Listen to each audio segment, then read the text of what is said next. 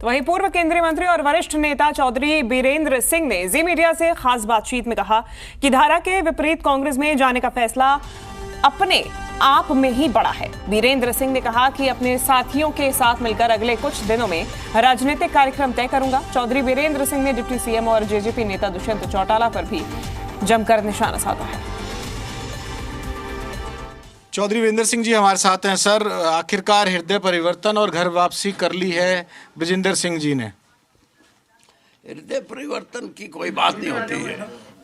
विचार जो हैं वो आदमी के कहीं ना कहीं किसी ना किसी रूप में स्थायी होते हैं और किन मुद्दों पे वो उन विचारों से कभी इधर उधर नहीं होता। राजनीतिक पार्टियां लोग आते भी हैं, बदलते भी हैं, जाते भी हैं, लेकिन जहाँ तक मैं समझता हूँ कुछ ऐसे विचार हैं जो मैंने कांग्रेस में भी और बीजेपी में अपने विचारों के प्रति मैं अडिग रहा हूँ। मैंने समझौता नहीं किया और इसीलिए चाहे किसान की बात है, चाहे कमेरे वर्ग की बात है, चाहे युवा की बात है, मैं हमेशा जो ठीक बात है उसका पक्ष धर रहा हूँ और आगे भी रहूँगा। एक बात लंबे समय से जब आप छोड़कर गए थे कांग्रेस, आपने कहा था कि भूपेंद्र सिंह हुड्डा के साथ वाली जो बात थी कहीं ना कहीं उसकी वजह से सप्रेस था। अब तो हालात तो फिर कांग्रेस में बदले नहीं, अब तो नेता प्रतिपक्ष हैं और कई कमेटियों में शामिल है भूपेंद्र सिंह हुड्डा भी। हालात इतने तो बदले ना। एक पार्टी जो सत्ता में थी वो आज विपक्ष में है और जिन धारा का मैं सहमति रखता हूँ या उनको लेके चलता हूँ, उस स्थिति में एक पार्टी जो विचारों की स्वतंत्रता का प्रतीक है, कांग्रेस पार्टी को मैं जितना जानता हूँ शायद कोई जानता हो, यहाँ कांग्रेस पार्टी में आप अपने विचारों को अपने तरीके से रखने की क्षमता रखो और कांग्रेस पार्टी सुनती भी है। तो आज कांग्रेस को ज़रूरत है कि हम देश के युवा वर्ग को, देश के कमेरे को, देश के किसान को इस बात का एहसास कराएं कि प्रजातंत्र मजबूत करना है। अपनी जो स्वतंत्रता, लिबर्टी ऑफ थॉट है, उस पे कोई आक्षेप ना आए, इन चीज़ों को महफूज रखना है। तो हम ये समझते हैं कि कांग्रेस पार्टी उसके लिए काफ़ी कुछ कर सकती है। धारा के विपरीत चलने का फैसला बहुत बड़ा होता है। सर, आपका एक लंबा राजनीतिक अनुभव है और आप देखते हैं माहौल को बहुत अच्छे से, हमसे ज़्यादा बेहतर तरीके से भाप सकते हैं। तो माहौल तो सब लोग बीजेपी में जा रहे हैं, बड़े बड़े लीडर्स जा रहे हैं, कभी इसका नाम आता है, कभी उसका नाम होता है। सचिन पायलट का भी बीच में नाम आया था, हालांकि वो उस समय नहीं गए थे। माधवराव सिंधिया के बेटे गए और भी कई ऐसे नाम हमारे पास। गुलाम नबी आज़ाद साहब ने अलग अपनी राह चुन ली कांग्रेस से जाके। ऐसे में धारा से विपरीत चलने का फैसला लेना कितना डिफिकल्ट है और इसे आगे कितना प्रैक्टिकली आप हिसार की राजनीति या हरियाणा की राजनीति में सक्षम बना पाएंगे? मेरे साथी ये निर्णय लेते हैं कि चलो सब इकट्ठा होकर कांग्रेस में, तो मेरे साथ आप देखना कि कई प्रांतों के, सिर्फ ये हिसार और हरियाणा की बात नहीं है, कई प्रांतों के पुराने हमारे कांग्रेस के जो साथी हैं या तो निष्क्रिय हैं या पार्टी बदल गए, उन सब के मन को मैंने टटोला। बड़ी संख्या में वो भी हमारे साथ बैठ के कांग्रेस के पक्ष की तरफ जाएंगे और मुझे लगता है ये सारा, ये जो आप कहते हो ना कि जनता में ये सोच होती है कि वो सत्ता की तरफ चले, ये देश सत्ता को कब पलट दे और कब किसी को सत्ता से बाहर और किसी को सत्ता में बैठा दे, मैंने 1977 में देखा। एक इमरजेंसी के फैसले की वजह से हमारी सत्ता गई।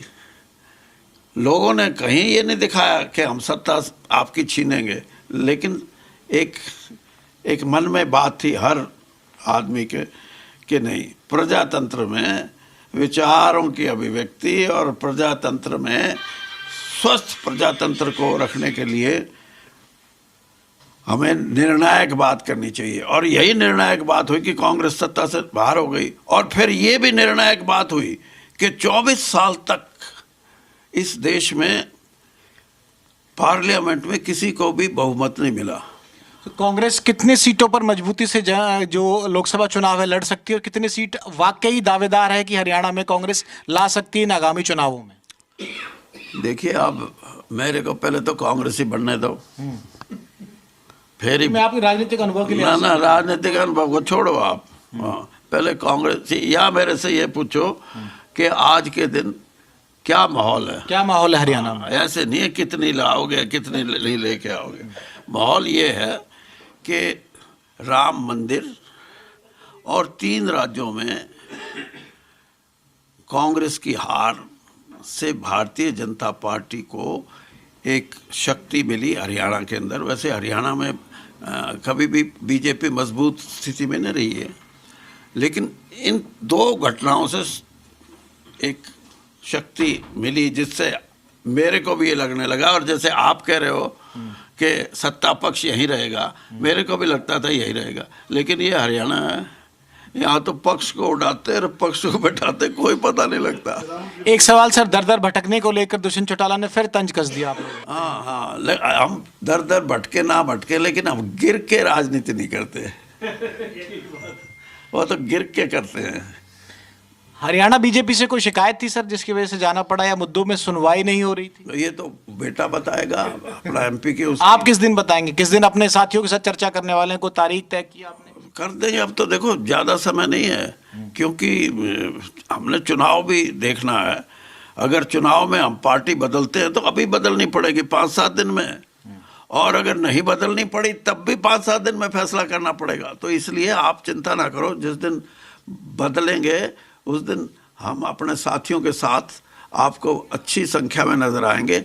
हाँ, ये ज़रूर है कि साथियों की सलाह के बगैर मैं नहीं करता, और साथी भी, मैं आज मेरे को इस बात का गर्व है कि मेरे 52 साल के राजनीतिक जीवन में मुझे साथियों को ऊपर उठाने में, राजनीतिक तौर पे, आर्थिक तौर पे, सामाजिक तौर पे, मुझे इतना, मैं कहूँ कि मेरा कोई ज़्यादा चुनावी राजनीति में चौधरी वीरेंद्र सिंह की मेरा कोई इतना योगदान नहीं है, लेकिन उन साथियों का योगदान है जी। और वो योगदान ही मैं दिखाऊंगा आपको कि कितनी बड़ी संख्या में हरियाणा को तो वैसे ही थोड़ा सा उनको भावनात्मक तरीके से, अरे यही बोल रहा है, अरे छोटो सब कुछ जुट जाओ। जुटने का मतलब ये है, फिर वो ये नहीं कहते कैसे जुटे, अपने आप जुट जाते हैं। चुनावी राजनीति में चौधरी वीरेंद्र सिंह की क्या वापसी हो सकती है? क्योंकि बीजेपी में तो रूल था 75 वाला और तमाम जो रूल थे, आपने जब एक अपने मंत्री पद से इस्तीफा देकर ब्रजेंद्र सिंह आए थे, क्या जो चुनावी राजनीति होती है चौधरी साहब की वापसी हो सकती है उसमें?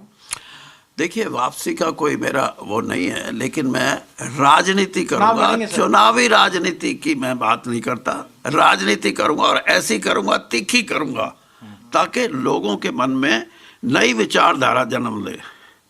जैसे आपने कहा, ये विचारधारा जब तक रहेगी कि कौन सी पार्टी सत्तासीन है उससे जुड़ के रहो, उसमें चलो।